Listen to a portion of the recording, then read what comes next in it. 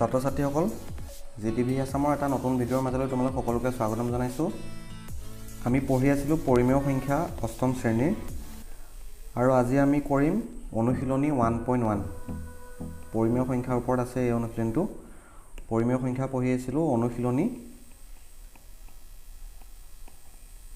1.1 কিতাপখন তোমালোকে লগতে উলিয়াই ল'বা, চাই যাবলৈ সুবিধা হ'ব। প্ৰথম প্ৰশ্নটো দিছে তলত দিয়াবোৰ সত্য নে অসত্য বিচাৰ কৰা। প্ৰথম উক্তিটো দিছে যে পৰিমেয় সংখ্যাই যোগ আৰু পূৰণৰ বিনিময় বিধি মানি চলে। যোগ আৰু পূৰণৰ বিনিময় বিধি মানি চলে বুলি কৈছে পৰিমেয় সংখ্যাই। এতিয়া চোৱা যোগৰ ক্ষেত্ৰত 3 + 2 = 2 + 3 হয়নে? 3 × 2 = 2 × 3 হয়নে? ক্ৰমটো বিনিময় কৰি দিছোঁ। 3টো আগত আছে, ইয়াত 3টো পিছলৈ লৈ গৈছোঁ, ইয়াত 3টো আগত আছে, ইয়াত পিছলৈ লৈ গৈছোঁ, ক্ৰমটো বিনিময় কৰি দিছোঁ। গতিকে বিনিময় বিধি মানি চলে নে নচলে? মানি চলে। গতিকে উক্তিটো হৈ যাব সত্য। 1 নম্বৰৰ যিটো 1 সেইটো হৈ যাব সত্য। 2 নম্বৰটো দিছে পৰিমেয় সংখ্যাই বিয়োগ আৰু হৰণৰ ক্ষেত্ৰত সহযোগ বিধি মানি চলে। সহযোগ বিধি কোনটো আছিলে? 2 নম্বৰটো দিছে সহযোগ বিধি বিয়োগ আৰু হৰণৰ ক্ষেত্ৰত বুলি দিছে। বিয়োগৰ ক্ষেত্ৰত সহযোগ বিধি মানি চলিবলৈ এটা উদাহৰণ দিলে তোমালোকে বুজি পাবা। 7 - 2 - 3 = 7 - 2 - 3 এই দুটা ইকুৱেল হ'ব লাগিব যদি সহযোগ বিধি বিয়োগৰ ক্ষেত্ৰত মানি চলে। ঠিক আছে, আমি কৰি চাওঁচোন। বাওঁপক্ষত কি হ'ব? 7 - 2 7 ৰ 2 গ'লে 5 5 - 3। এই সোঁপক্ষটো কি হ'ব? 7 - 2 - 3 হৈ গ'লে হ'ব -1। এইফালে 5ৰ 3 গ'লে 2 হ'ব। এইফালে 7 মাইনাছে প্লাছ হৈ যাব, 7 + 1 তাৰমানে এইটো ওলাই গ'ল 8, এইটো ওলালে 2। দুটা ইকুৱেল হয় জানো? এইটো ওলালে 2, এইটো ওলালে 8। গতিকে সহযোগ বিধি মানি নচলে। পৰিমেয় সংখ্যাই বিয়োগ আৰু হৰণৰ ক্ষেত্ৰত সহযোগ বিধি মানি নচলে। হৰণটো কৰিলেও তোমালোকে একেই পাবা। গতিকে উক্তিটো হৈ যাব 1 নম্বৰ যিটো 2 আছে এইটো হৈ যাব অসত্য। নেক্সটটো চোৱা, পৰিমেয় সংখ্যা বিয়োগত আবদ্ধ নহয়। 3 নম্বৰটো দিছে আবদ্ধ বিধিৰ কথা কৈছে বিয়োগত। যদি আমি কৰি চাওঁ, যিকোনো দুটা পৰিমেয় সংখ্যাৰ বিয়োগফল যদি এটা পৰিমেয় সংখ্যা হয় তেতিয়াহ'লে আমি কি কওঁ? যে পৰিমেয় সংখ্যাবোৰ বিয়োগৰ ক্ষেত্ৰত আবদ্ধ। এতিয়া যিকোনো দুটা পৰিমেয় সংখ্যা লওঁ, 7 - 5 দুটা পৰিমেয় সংখ্যা, 7টো পৰিমেয় 5টো পৰিমেয়, 7ৰ 5 গ'লে 2 এইটো পৰিমেয়। যদি এটা ভগ্নাংশ লওঁ 1/2 - 1/4 কিমান হ'ব? লসাগু হৈ যাব 4, ওপৰত হৈ যাব 2 বিয়োগ 1 1/4। এতিয়া চোৱা তোমালোকে, দুটা পৰিমেয় সংখ্যাৰ বিয়োগফল কি পালোঁ? অন্য এটা পৰিমেয় সংখ্যা পালোঁ। গতিকে আমি কি ক'ব পাৰোঁ? যে পৰিমেয় সংখ্যাবোৰ বিয়োগৰ ক্ষেত্ৰত আবদ্ধ হয়। কিন্তু আমাক উক্তিটো কি দিছে? যে পৰিমেয় সংখ্যা বিয়োগত আবদ্ধ নহয়। গতিকে উক্তিটো হৈ যাব 1 নম্বৰ 3টো হৈ যাব অসত্য। 1 নম্বৰ 4টো কি দিছে চোৱা, শূন্যৰ প্ৰতিক্ৰম নাই। শূন্যৰ প্ৰতিক্ৰম নাই। উক্তিটো সত্যনে? এৰ কাৰণে প্ৰতিক্ৰম কি আছিলে? এৰ প্ৰতিক্ৰম হৈছে 1/a। গতিকে শূন্যৰ কাৰণে প্ৰতিক্ৰম হ'বলৈ কি হ'ব লাগিব? 1/0 হ'ব লাগিব। কিন্তু 1/0টো কি হয়? ইয়াৰ ভেলুটো আমি নিৰ্ণয় কৰিব নোৱাৰোঁ, অনিৰ্ণেয়। গতিকে আমি কি ক'ব পাৰোঁ? যে শূন্যৰ প্ৰতিক্ৰম নাই। উক্তিটো সত্য হ'ব। এইটো হৈ যাব সত্য। 5 নম্বৰটো চোৱা। 5 নম্বৰটো দিছে শূন্যটো পৰিমেয় সংখ্যা। শূন্যটো পৰিমেয় হয়নে? শূন্যটো পৰিমেয় হয়, কাৰণ শূন্যটো আমি লিখিব পাৰোঁ 0/1 লিখিব পাৰোঁ, 0/100, 0/11 এনেকৈ আমি পৰিমেয়ৰ ওপৰত লিখিব পাৰোঁ। p/q আকৃতিত লিখিব পাৰোঁ। p/q আকৃতিত লিখিলে আমি কি হৈ যাব? p/q আকৃতিত যদি আমি লিখিব পাৰোঁ তেতিয়াহ'লে সেইবিলাক সংখ্যা কি বুলি কওঁ আমি? পৰিমেয় সংখ্যা। গতিকে শূন্যটো পৰিমেয় সংখ্যা হয়। উক্তিটো হৈ যাব সত্য। 1ৰ 5টো হৈ যাব সত্য। নেক্সটটো 1ৰ 6 নম্বৰটো চোৱা। 1ৰ 6টো আছে 3/2 × 5/6 × 4/7 = 4/7 × 5/6 × 3/2। এতিয়া তোমালোকে মন কৰা, ইয়াত আছে 3/2 3/2, ইয়াত আছে 5/6 5/6, ইয়াত আছে 4/7 ইয়াতো আছে 4/7 একেকেইটা ভগ্নাংশই আছে গতিকে আমি কি পাইছিলোঁ যে পৰিমেয় সংখ্যাই পূৰণৰ ক্ষেত্ৰত ক্ৰম বিনিময় বিধি মানি চলে ইয়াত কি কৈছে ক্ৰম কেইটা বিনিময় কৰি দিছে ইয়াত আগত আছে ইয়াত পিছলৈ লৈ গৈছে ক্ৰম কেইটা বিনিময় কৰি দিছে আগত থকাটো পিছত লৈ গৈছে বা পিছত থকাটো আগলৈ লৈ আহিছে এনেকুৱা কৰিছে ক্ৰম বিনিময় বিধি যিহেতু মানি চলে গতিকে এই উক্তিটো সত্য হৈ যাব গতিকে 1 নম্বৰ যেটো 6 আছে 1 নম্বৰ 6টো হৈ যাব সত্য নেক্সটটো চোৱা 7 নম্বৰটো চোৱা 5/9 into 1/3 plus 7/3 is equal to 5/9 into 1/3 plus 7/3 এতিয়া চোৱা এই বাওঁপক্ষটো যদি আমি আগবাঢ়ো কি হ'ব 5/9 into 1/3 plus 7/3 এটো হৈছে বিতৰণ বিধি আমি কি কৰিম প্ৰথমতে 5/9 ৰ লগত এবাৰ 1/3 পূৰণ কৰিম এবাৰ 7/3 পূৰণ কৰিম আৰু মাজত আহিব ইয়াত যেহেতু যোগ চিন আছে মাজত হেতু কাৰণে যোগ চিন আহি যাব গতিকে কি হ'ব 5/9 into 1/3 plus 5/9 into 7/3 ইয়াত চোৱা প্ৰথম পাৰ্টটো ঠিকই আছিল 5/9 into 1/3 এই পাৰ্টটো ঠিকই আছিল কিন্তু পিছৰ পাৰ্টটো তোমালোকে মন কৰা পিছৰ পাৰ্টটোত 5/9 টো মিসিং হৈ গল গতিকে উক্তিটো সত্য হ'ব নে অসত্য হ'ব উক্তিটো হৈ যাব অসত্য কাৰণ ইয়াৰ আৰু ইয়াৰ দুইটাৰ ভ্যালু বেলেগ বেলেগ হ'ব নেক্সট 1 ৰ 8 নম্বৰটো চোৱা কি কৈছে 7/12 minus 3/7 plus 11/12 is equal to 7/12 minus 3/7 plus 11/12 এটা তোমালোকে সোঁপক্ষটো যদি ব্ৰেকেটটো উঠাই দিয়া কি হ'ব চোৱা 7/12 minus 3/7 minus এ প্লাস এ কি হৈ যাব মাইনাস ইয়াত আছে প্লাস 11/12 ইয়াত আছে মাইনাস 11/12 গতিকে এটো আৰু এটো ইকুৱেল হৈ জানো ইকুৱেল নহয় গতিকে উক্তিটো কি হৈ যাব অসত্য নেক্সট চোৱা 9 নম্বৰটো চোৱা কি দিছে -3/11 into 2/9 is equal to -3/11 এটো সত্য হ'ব জানো ইয়াতো -3/11 আছে -3/11 আছে ইয়াত এটো পূৰণ হৈ আছে আৰু এফালে পূৰণ হৈ থকা নাই উক্তিটো সত্য হ'ব জানো দেখাতে গম পায় এটো অসত্য হৈ যাব কৰি চাব দৰকাৰ নাই পূৰণটো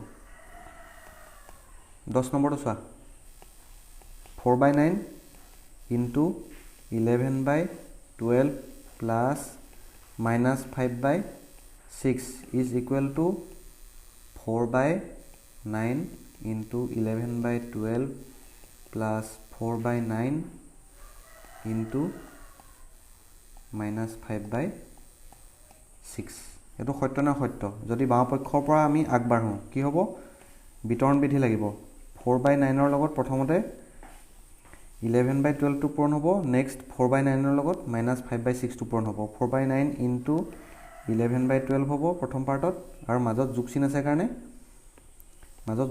কাৰণে মাজত যোগ চিন আহিব আৰু কি হ'ব তাৰ পিছত 4/9 into -5/6 এটোৱে নাই জানো সোঁপক্ষত এটোৱে নাই জানো একে আছে 4/9 into 11/12 4/9 into -5/6 গতিকে উক্তিটো কি হৈ যাব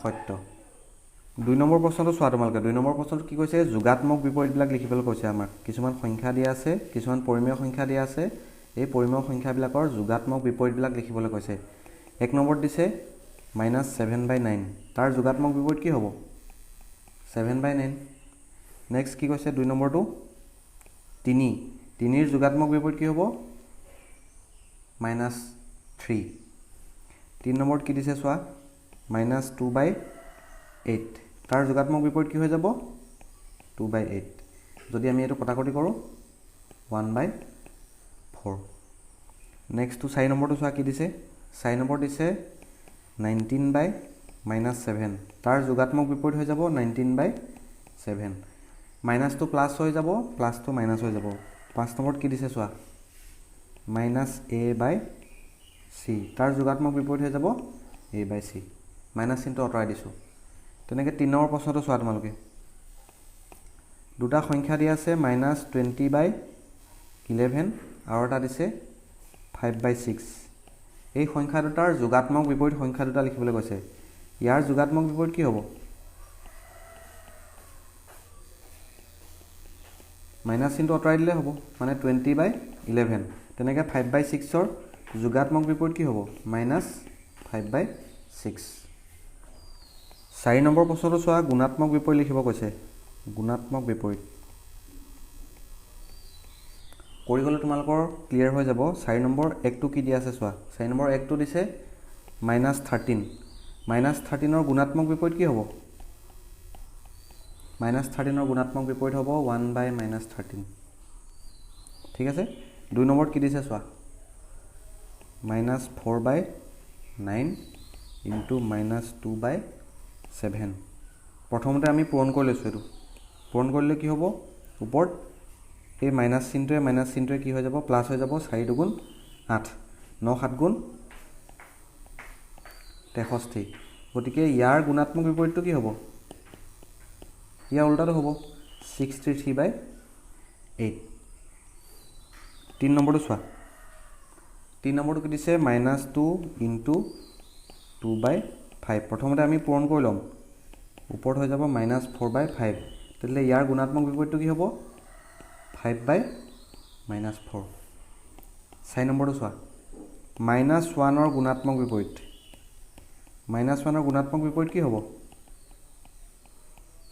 -1/1 ইজ ইকুৱেল টু -1 তাৰ মানে -1 ৰ গুণাত্মক বিপৰীত -1 হয় বুজি পাইছা 5 নম্বৰটো চোৱা 5 নম্বৰটো কি দিছে 2n/5 ইয়াৰ গুণাত্মক বিপৰীত কি হ'ব উল্টা হৈ যাব 5টো ওপৰত হৈ যাব 2n টো তলত যাব 5 নম্বৰটো কি দিছে চোৱা -1 সমষ্টি 3/2 ৰ গুণাত্মক বিপৰীত 5/3 হয়নে যুক্তি দিব কৈছে প্ৰথমতে আমি কি কৰিম যেটো মিশ্ৰ ভগ্নাংশ আছে -1 সমষ্টি 3/2 হেতু আমি অপ্ৰকৃত ভগ্নাংশলৈ লৈ যাম কি হ'ব তলত আহিব 3 3 গুণ 3 তাৰ লগত 2 যোগ কৰিলে 5 আগত আহিব মাইনাস যেহেতু মাইনাস চিনটো আছে কিন্তু ইয়াত ওলালে কি -5/3 আৰু আমাক কি কৈছে +5/3 গুণাত্মক বিপৰীত হ'বনে নহয় তেতিয়াহ'লে ইয়াৰ গুণাত্মক বিপৰীতটো কি হৈ যাব 3/-5 আমাক কি কৈছে প্ৰশ্নত 5/3 বুলি কৈছে গতিকে গুণাত্মক বিপৰীত 5/3 নহয় আমি কি বুলি লিখিম নহয় বুলি লিখিম 6 নম্বৰটো চোৱা একৰ গুণাত্মক আৰু যোগাত্মক বিপৰীত কি কি একৰ যদি আমি গুণাত্মক বিপৰীত উলিয়াও কি হ'ব 1/1 হ'ব 1/1 মানে কি 1 1 আৰু -1 এই দুটাৰ গুণাত্মক বিপৰীত সেই সংখ্যাকেইটা নিজেই একৰ গুণাত্মক বিপৰীত হৈছে 1 -1 ৰ গুণাত্মক বিপৰীত হৈছে -1 এতিয়া আমাক কি কৈছে যোগাত্মক বিপৰীত উলিয়াব কৈছে একৰ যোগাত্মক বিপৰীত কি হ'ব এটো +1 আছে -1 হৈ যাব একৰ যোগাত্মক বিপৰীত হৈ যাব -1 7 নম্বৰটো মন কৰা -4/9 আৰু 11/16 এইকেইটাৰ গুণাত্মক বিপৰীতটো লিখিব কৈছে আমাক গুণাত্মক বিপৰীত লাগে এই সংখ্যা দুটাৰ কি হ'ব ইয়াৰ গুণাত্মক বিপৰীতটো কি হ'ব 9/-4 ইয়াৰ গুণাত্মক বিপৰীত হ'ব 16/11 8 নম্বৰ প্ৰশ্নটো চোৱা আমাক প্ৰতিক্ৰম লিখিব কৈছে প্ৰতিক্ৰম মানে কি গুণাত্মক বিপৰীত প্ৰতিক্ৰম একেটা বস্তুৱে হয় ইয়াত জনিবা কৈছে আমাক প্ৰতিক্ৰম বুলি 1 নম্বৰত দিছে 2/3 তাৰ প্ৰতিক্ৰম কি হ'ব 3/2 2 নম্বৰত দিছে -5/12 ইয়াৰ প্ৰতিক্ৰম কি হ'ব 12/-5 ক্লিয়াৰ নেক্সট 9 নম্বৰটো চোৱা প্ৰতিক্ৰমৰ লগত একে হোৱা পৰিমেয় সংখ্যা কি কি প্ৰতিক্ৰমৰ লগত একে হ'বলৈ কি হ'ব লাগিব এটা সংখ্যাৰ একৰ প্ৰতিক্ৰম কি একৰ প্ৰতিক্ৰম একে হয় কাৰণ একৰ যদি আমি প্ৰতিক্ৰম উলিয়াও কি হ'ব 1/1 মানে কি 1 তেনেকৈ আকৌ -1ৰ যদি আমি প্ৰতিক্ৰম উলিয়াওঁ -1/1 তাৰ মানে কি -1 এতিয়া কি কৈছে প্ৰতিক্ৰমৰ লগত একে হোৱা পৰিমেয় সংখ্যা কি কি গতিকে কি হ'ব এটা হ'ব 1 এটা হ'ব -1 গতিকে আনসাৰটো কি হ'ব আমাৰ 1 আৰু -1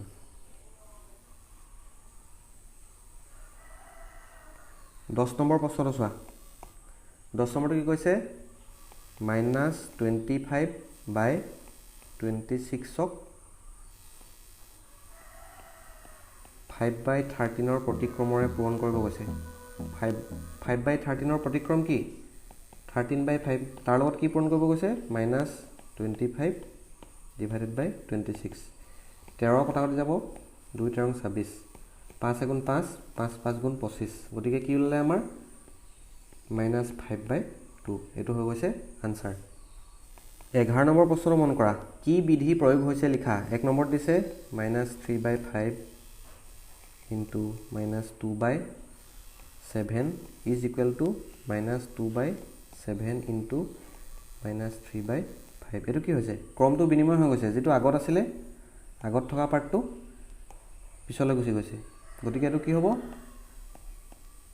ক্ৰম বিনিময় বিধি প্ৰয়োগ হৈছে ক্ৰম বিনিময় বিধি আমাক বিধিটো কি বিধি প্ৰয়োগ হৈছে হেতু লিখিব কৈছে গতিকে আমি লিখিম ক্ৰম বিনিময় বিধি 2 নম্বৰটো চোৱা -4/5 + 0 is equal to -4/5 is equal to 0 plus -4/5 আমি কি পাইছিলো যে শূন্যটো পৰিমেয় সংখ্যাৰ যোগাত্মক অভেদ এটো আমি তেতিয়ালে কি বিধি প্ৰয়োগ হৈছে বুলি লিখিম আমি লিখিম যে শূন্য পৰিমেয় সংখ্যাৰ ক্ষেত্ৰত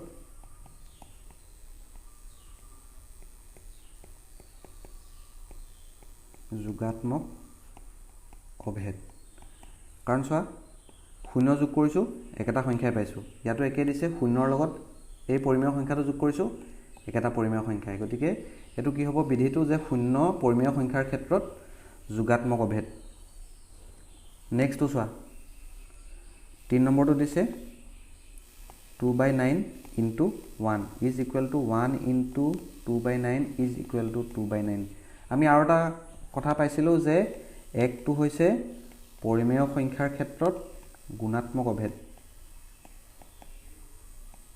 1টো পৰিমেয় সংখ্যাৰ ক্ষেত্ৰত কি বুলি ক'ব পাৰি আমি গুণাত্মক অভেদ বুলি ক'ব পাৰো কিয় কাৰণ যিকোনো পৰিমেয় সংখ্যাক যদি আমি একেৰে পূৰণ কৰো সেই পৰিমেয় সংখ্যাটোৱে পাওঁ এই পৰিমেয় সংখ্যাটোৰ লগত 1 পূৰণ কৰিছো কি পাইছো আমি একেটা পৰিমেয় সংখ্যাই পাইছো গতিকে এটো বিধি কথা লিখিলে হৈ যাব নেক্সট 12 নম্বৰটো চোৱা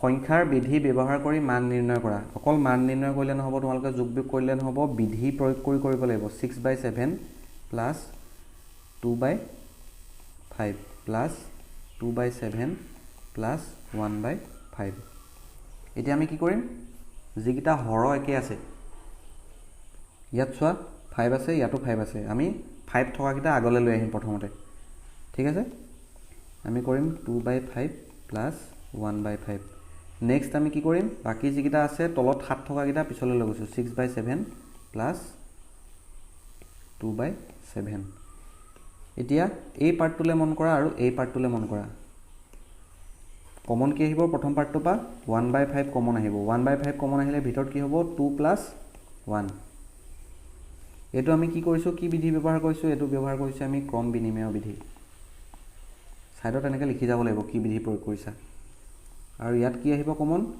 1/7 যদি আমি কমন লওঁ 6 plus 2 ইয়াত কি হ'ব এটো বিতৰণ বিধি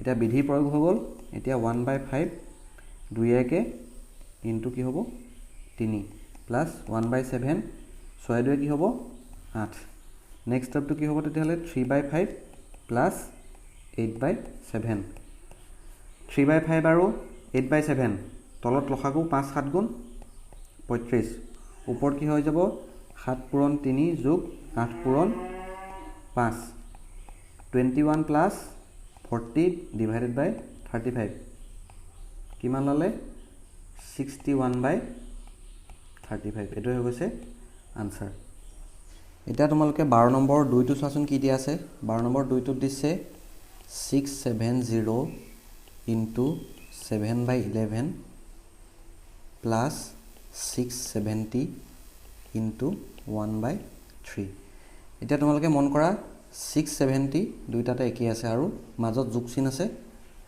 গতিকে কি হ'ব 670 টো আমি কমন ল'ব পাৰিম 670 টো যেতিয়া কমন ল'ম ভিতৰত কি আহিব 7/11 প্লাছ 1/3 মাজত প্লাছ চিনটো ক'ৰ পৰা আহিছে ইয়াত প্লাছ আছিলে কাৰণে প্লাছ চিনটো আহিছে এইটো কি বিধি হ'ব এইটো হৈ গৈছে বিতৰণ বিধি এনেকৈ ব্ৰেকেটত তোমালোকে লিখি দিবা কি বিধি ব্যৱহাৰ হৈছে এইটো হৈছে বিতৰণ বিধি নেক্সট ষ্টেপটো কি হ'ব এতিয়া ব্ৰেকেটৰ ভিতৰৰ কামটো কৰিম ব্ৰেকেটৰ ভিতৰত কি হ'ব 11 আৰু 3 ৰ লসাগু হ'ব 33 ওপৰত আহিব 3 পূৰণ 7 যোগ 1 পূৰণ 11 কি হ'ব এতিয়া 670 ইনটু ওপৰত 7 3 গুণ 21 যোগ 11 ডিভাইডেড বাই 33 কি হ'ব 670 ইনটু 21 11 32 তলত হৈ যাব 33 এতিয়া 670 লগত তোমালোকে 32 পূৰণ কৰি দিবা 2 0 0 7 2 গুণ 14 6 2 গুণ 12 একে 13 0 21 6 3 গুণ 18 20 ওপৰত হৈ যাব 21440 ডিভাইডেড বাই 33 এইটো হৈছে আনসাৰ 12 নম্বৰ 2টো হৈ গ'ল এইটো এটা 12 নম্বৰ 3টো মন কৰা 12 নম্বৰ 3টো আছে 7/5 ইনটু -3/8 প্লাছ 3/4 ইনটু 7/5 এতিয়া আমি কি মন কৰিম 7/5 আছে দুইটাতে 7/5 টো কি হ'ব আগৰবাৰৰ নিচিনাকৈ কমন আহিব 7/5 টো যদি আমি কমন লওঁ ব্ৰেকেটৰ ভিতৰত কি আহিব -3/8 প্লাছ 3/4 ইয়াত প্লাছ চিন থকাৰ কাৰণে ইয়াত প্লাছ চিন আহি গৈছে এইটো হৈ গৈছে কি বিধি বিতৰণ বিধি ঠিক আছে নেক্সট ষ্টেপটো কি হ'ব 7/5 টো ব্ৰেকেটৰ বাহিৰত থাকি যাব আৰু ভিতৰত লসাগু হ'ব 8 ওপৰত আহিব -3 প্লাছ 3 2 গুণ 6 7/5 ইনটু 6 3 গ'লে 3 ডিভাইডেড বাই 8 কিমান ল'লে 7 3 গুণ 21 8 5 গুণ 40 এইটোৱে হৈ গৈছে আনসাৰ এতিয়া 12 নম্বৰ 4টো চোৱা 12 নম্বৰ 4টো দিছে -5/9 ইন ব্ৰেকেট আছে -27/15 প্লাছ 36/25 এতিয়া আমি কি কৰিম যেহেতু বিধি ব্যৱহাৰ কৰিব কৈছে গতিকে আমি এই ভিতৰ পাৰ্টটো যোগ কৰি নিদিওঁ আমি বিধি ব্যৱহাৰ কৰিব লাগিব যেহেতু কি কৰিম তেতিয়াহ'লে আমি বিতৰণ বিধি ব্যৱহাৰ কৰিম প্ৰথমতে -5/9 ৰ লগত এইটো পূৰণ কৰিম নেক্সট -5/9 ৰ লগত এই পাৰ্টটো পূৰণ কৰিম প্ৰথমতে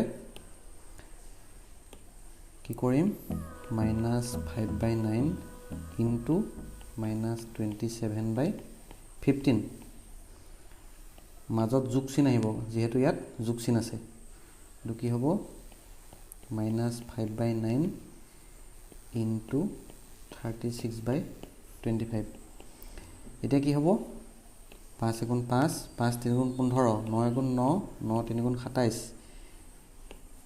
এই মাইনাছ চিনটোৱে পূৰণ কৰিলে হৈ যাব প্লাছ গতিকে ওপৰত আহিব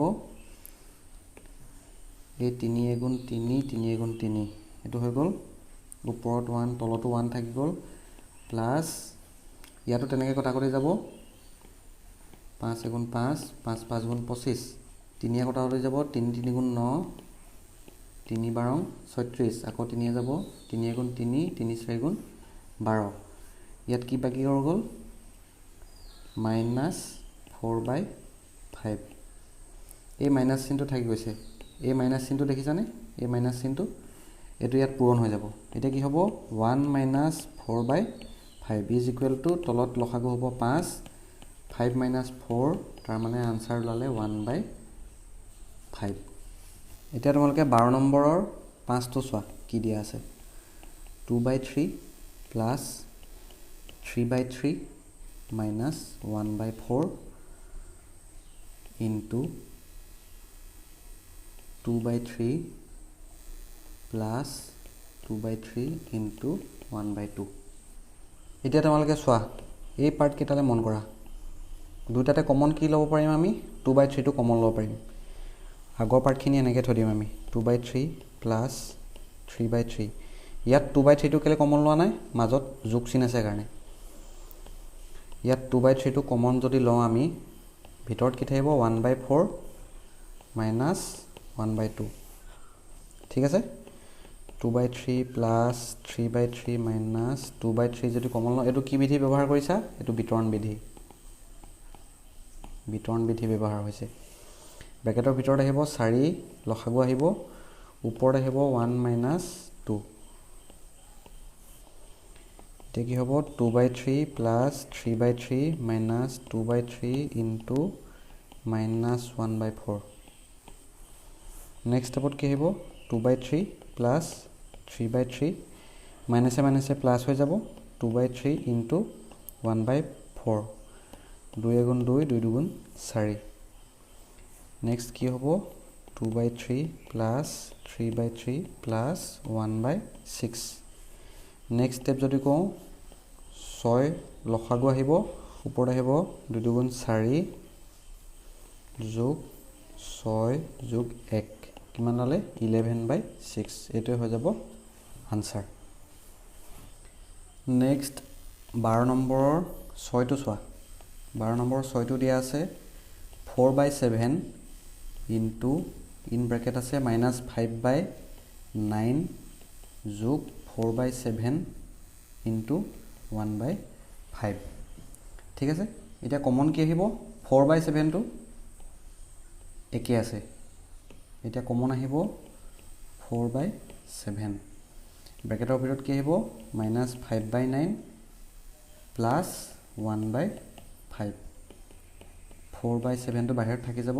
ব্ৰেকেটৰ ভিতৰত থকা পাৰ্টটোত লসাগু আহিব 9 5 গুণ 45, ওপৰত আহিব মাইনাছ 5 ইনটু 5 যোগ 1 ইনটু 9। বুজি পাইছা? 4/7 ওপৰত 5 5 গুণ 25 যোগ 9, 45টো তলত থাকি যাব। 4/7 ভিতৰত থাকিব মাইনাছ 16/45। এইটো যদি আমি পূৰণ কৰি দিওঁ কি হ'ব? 4 16 64, এইফালে 7 5 গুণ 35ৰ 5, উকলিলে 3, 7 4 গুণ 28, 29 30 31। এইটো হৈ গৈছে আনচাৰ মাইনাছ 64/315। নেক্সটটো চোৱা, 12 নম্বৰ 7টো চোৱা। 2/3 into minus 5/7 minus 1/6 into 3/7 plus 1/14 into 2/3। এতিয়া মই এটা এটা পাৰ্ট ভাগ কৰি দিছোঁ, চাবা। এই পাৰ্টটো এটা, এই পাৰ্টটো এটা, এই পাৰ্টটো এটা। এই তিনিটা পাৰ্ট কি কৰিম আমি? প্ৰথমতে কি কি কমন আছে চাই ল'ম। 2/3টো ইয়াতো আছে, ইয়াতো আছে 2/3। এতিয়া এই পাৰ্টটো আৰু এই পাৰ্টটো একেলগ কৰি দিম। নেক্সট লাইনত কি কৰিম? 2/3 ইনটু মাইনাছ 5/7, এইটো এটা ব্ৰেকেট দি দিছোঁ মই। এতিয়া নেক্সট পাৰ্ট আহিব প্লাছ 1/14 ইনটু 2/3। এই পাৰ্টটো আগলৈ লৈ গৈছোঁ, বাকী থাকিলে কি? Minus 1/6 into 3/7। এই পাৰ্টটো লাষ্টলৈ দি দিছোঁ। এইটো কি হ'ব? ক্ৰম বিনিময় বিধি হ'ব। ক্ৰম বিনিময় বিধি ব্যৱহাৰ কৰিছোঁ। এতিয়া 2/3টো আমি কমন ল'ম। কোনটোৰ পৰা কমন ল'ম? এইটো পাৰ্ট আৰু এইটো পাৰ্টৰ পৰা। 2/3টো কমন ল'লে ব্ৰেকেটৰ ভিতৰত কি থাকি যাব? মাইনাছ 5/7 প্লাছ 1/14, আৰু এই পাৰ্টটো আমি এনেকৈ থৈ দিম। ঠিক আছে, 2/3 ব্ৰেকেটৰ ভিতৰত লসাগু আহিব 14, মাইনাছ 5 ইনটু 2 মাইনাছ 10 প্লাছ 1।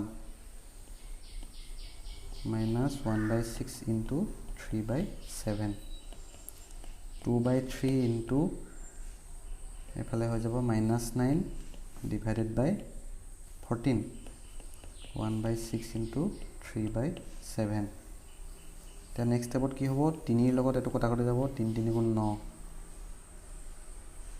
2 লগত কটা কটা যাব 2 7 গুণ 14 কি বাকি থাকি গ'ল -3/7 -1/6 ইনটু 3/7 এটা 3/7 টো আমি যদি কমন লওঁ কি হ'ব 3/7 টো কমন ললে ব্ৰ্যাকেটৰ ভিতৰত কি থাকি যাব ইয়াতো আছে 3/7 ইয়াতো আছে 3/7 3/7 টো কমন ললে ইয়াত থাকি যাব -1 ইয়াত থাকি যাব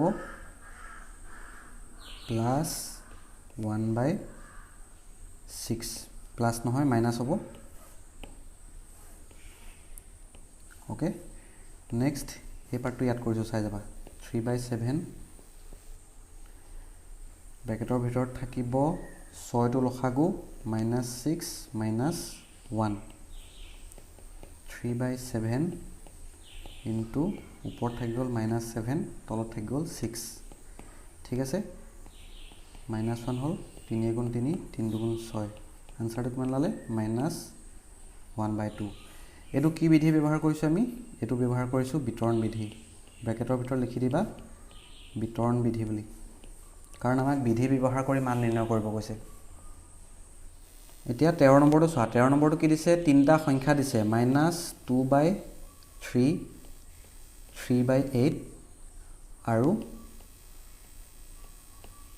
কি দিছে 4/5 এই সংখ্যা তিনিটাই যোগ আৰু পূৰণৰ ক্ষেত্ৰত সহযোগ বিধি মানি চলে নে নাই সহযোগ বিধি মানি চলে নে নাই কৈ চাব দিছে কিহৰ ক্ষেত্ৰত যোগ আৰু পূৰণ প্ৰথমতে আমি যোগৰ ক্ষেত্ৰত চাওঁ যোগৰ ক্ষেত্ৰত সহযোগ বিধি মানি চলিবলৈ কি হ'ব লাগিব যোগৰ ক্ষেত্ৰত সহযোগ বিধি মানি চলিবলৈ হ'ব লাগিব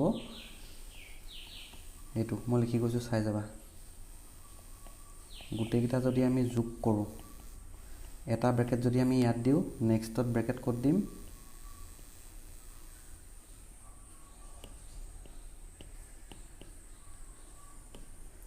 -2/3 +3/8 +4/5 এটো হৈছে সহযোগ বিধি ইয়াত ব্র্যাকেটটো পিছত আছে ইয়াত আগত আছে যদি যোগৰ ক্ষেত্ৰত সহযোগ বিধি মানি চলিবলৈ হয় তেতিয়াহলে এই শৰ্তটো মানি ল'ব লাগিব এই শৰ্তটো মানি চলে না নচলে আমি চাওঁ প্ৰথমতে লেফট হ্যান্ড সাইডটো চাওঁ লেফট হ্যান্ড সাইডটো কি ওলাব আমি চাই লওঁ left hand side is equal -2/3 টো আছে ব্ৰ্যাকেটৰ ভিতৰত আছে 3/8 +4/5 এটো আছে লেফট হ্যান্ড সাইড আমি কি কৰিম ব্ৰ্যাকেটৰ ভিতৰৰ কামটো আগতে কৰি লম লখাগু আহিব 40 3 5 গুণ 15 যোগ 8 4 গুণ 32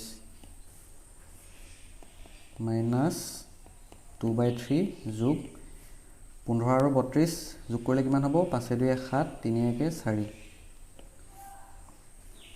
এতিয়া নেক্সট স্টেপত কি হ'ব লখাগু 120 হ'ব ইয়াত থাকি যাব -80 +47 ইনটু কি হৈ যাব 3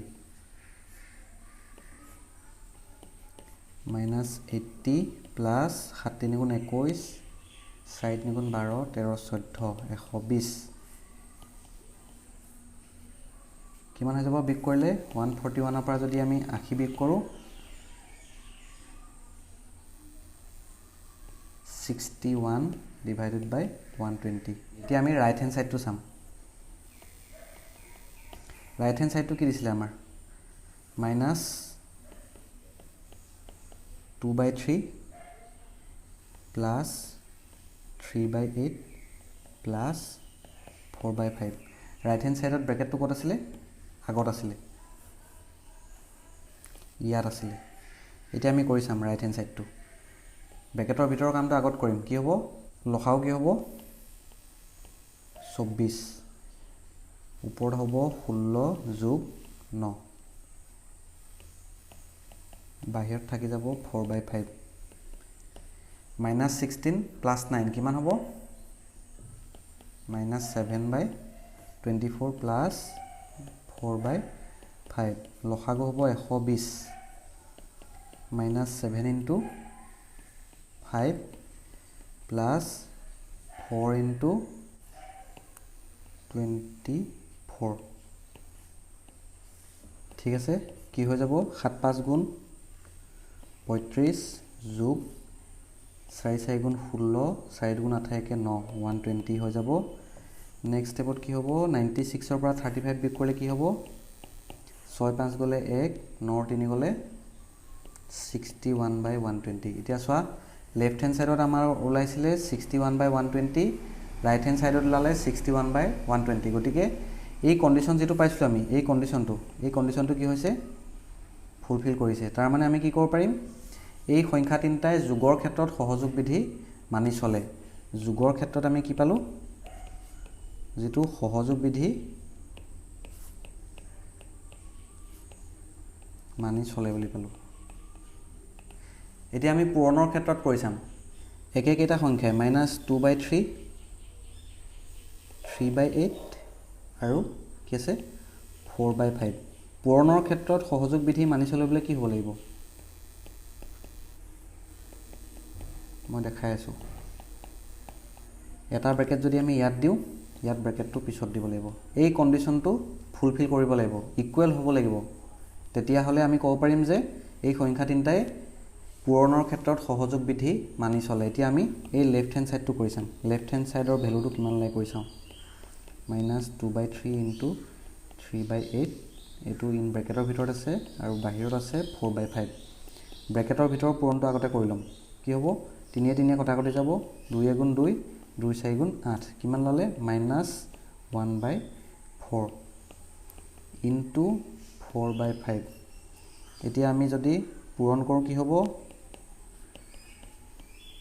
এটা পূৰণ কৰিলে কি হ'ব 4 4 কটাকটি যাব আনসাৰ কি লালে -1/5 লেফট হ্যান্ড সাইডৰ ভ্যালুটো লালে আমাৰ -1/5 এতিয়া আমি ৰাইট হ্যান্ড সাইডটো কৰি চাম রাইট হ্যান্ড সাইডত কি হ'ব রাইট হ্যান্ড সাইডত হ'ব -2/3 into 3/8 into 4/5 রাইট হ্যান্ড সাইডত কি আছে ব্ৰেকেটটো পিছৰ পাৰ্টত আছে এই পাৰ্টটোত আছে এতিয়া আমি কৰি চাম প্ৰথমতে কি হ'ব ব্ৰেকেটৰ ভিতৰৰ কামটো আমি কৰি লম -2/3 into ব্ৰেকেটৰ ভিতৰৰ কামটো কৰিলে কি হ'ব 4 গুণ 4 4 দুগুণ 8 ওপৰত কি থাকিলে 3 তলত 5 দুগুণ 10 এতিয়া -2/3 আৰু 3/10 এটো যদি আমি পূৰণ কৰো 3 3 কটাকটি যাব 2 গুণ 2 2 5 গুণ 10 কিমান লালে -1/5 মন কৰা কি লালে লেফট হ্যান্ড সাইডৰ ভ্যালুটো লালে -1/5 ৰাইট হ্যান্ড সাইডৰ ভ্যালুটো লালে -1/5 গতিকে এই যেটো কন্ডিশন আমি পাইছিলো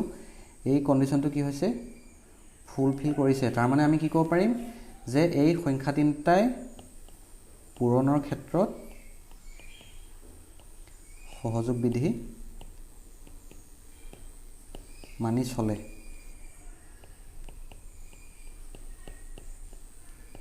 বুজি পালা 14 নম্বৰ প্ৰশ্নটো কি কৈছে আমাক এটা উদাহৰণৰ দ্বাৰা দেখুৱা যে পৰিমেয় সংখ্যা হৰণৰ ক্ষেত্ৰত আবদ্ধ নহয় আমাক আবদ্ধ বিধিটো দেখাব দিছে কিহৰ ক্ষেত্ৰত হৰণৰ ক্ষেত্ৰত এতিয়া আবদ্ধ বিধি মানি চলিবলৈ কি হ'ব লাগিব যিকোনো দুটা পৰিমেয় সংখ্যা সাপোজ এটা r1 আৰু এটা r2 এই দুটাৰ হৰণফলটো সদায় আন এটা পৰিমেয় সংখ্যা হ'ব লাগিব এই তিনিটা পৰিমেয় হ'ব লাগিব তেতিয়া হলে আমি ক'ব পাৰিম যে পৰিমেয় সংখ্যাবোৰ হৰণৰ ক্ষেত্ৰত আবদ্ধ এতিয়া এটা উদাহৰণ যদি লওঁ আমি 8 হৰণ 4 কি হ'ব 2 এটোত ফুলফিল কৰিছে চোৱা এই তিনিটা পৰিমেয় হয় কিন্তু যদি আমি কৰো 8 হৰণ 0 এই বস্তুটো কি হ'ব আমি নিৰ্ণয় কৰিব নোৱাৰো অনিৰ্ণয় গতিকে এই উদাহৰণটো তোমালকে দিবা যিকোনো এটা সংখ্যা লবা যিকোনো এটা পৰিমেয় সংখ্যা লবা তাক তোমালকে শূন্যৰে হৰণ কৰি দেখুৱাবা ইয়াৰ ভ্যালুটো কি হ'ব অনিৰ্ণয় তাৰ মানে এটো পৰিমেয় সংখ্যা নহয় যেটো হৰণফল